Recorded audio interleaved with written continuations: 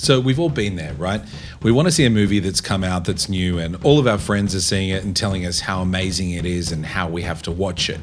And then you finally watch the movie and it's a piece of shit. Looking at you, everything, everywhere, all at once. But if you hadn't been primed with how much you were going to enjoy the damn thing, you might have rated it as average or even okay. This is because your satisfaction with any situation is seldom measured by the actual outcomes, but rather the delta between your expectations and the outcomes.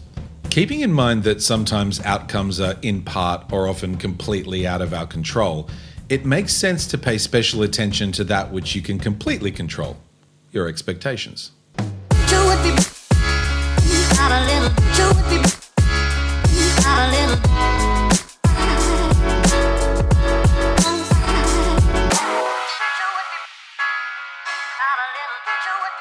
See, when expectations are too high, you squeeze the available favourable outcome to such a narrow slither that the chances of you being satisfied with the outcome are equally as slim.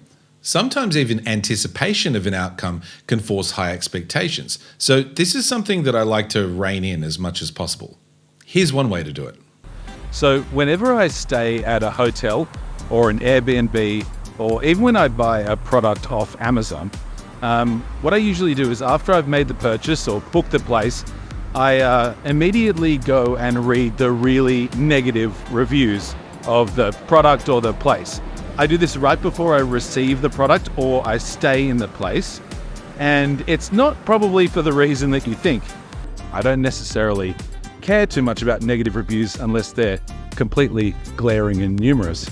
Somebody told me once that 90% of bad restaurant reviews always start with the same sentence, which is, "My family were dining here on this evening for my mother-in-law's 60th birthday." So there's a lot of factors that can contribute into putting someone in a bad position.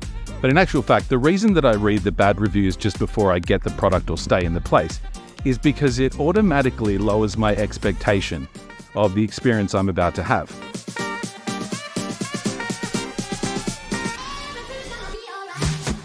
It automatically primes your brain to think that you're going to have the same experience as the person who reviewed that thing the worst.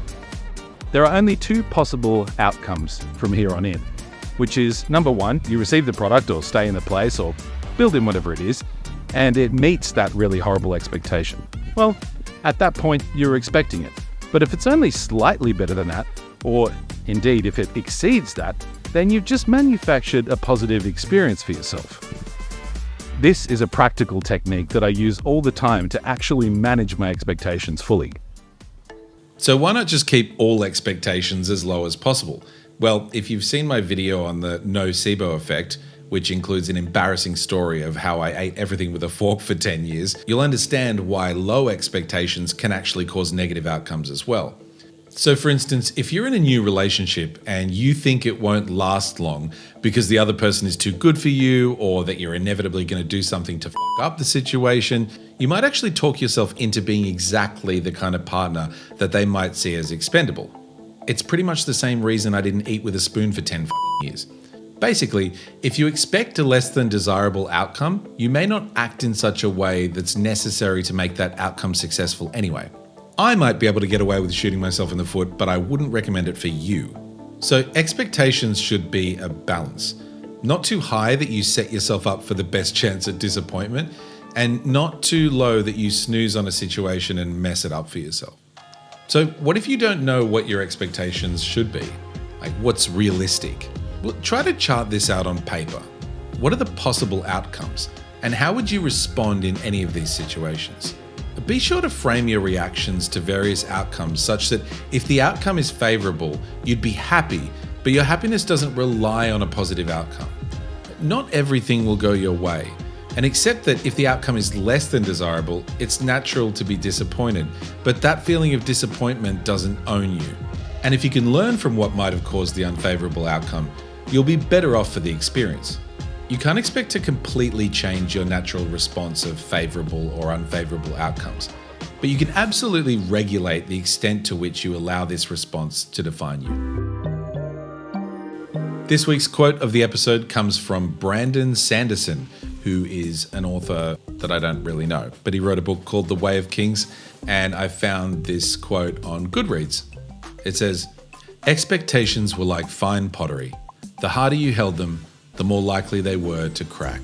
So, whether too high or too low, our grip on any kind of expectation is precisely the mechanism that has the potential to crush our satisfaction of any outcome.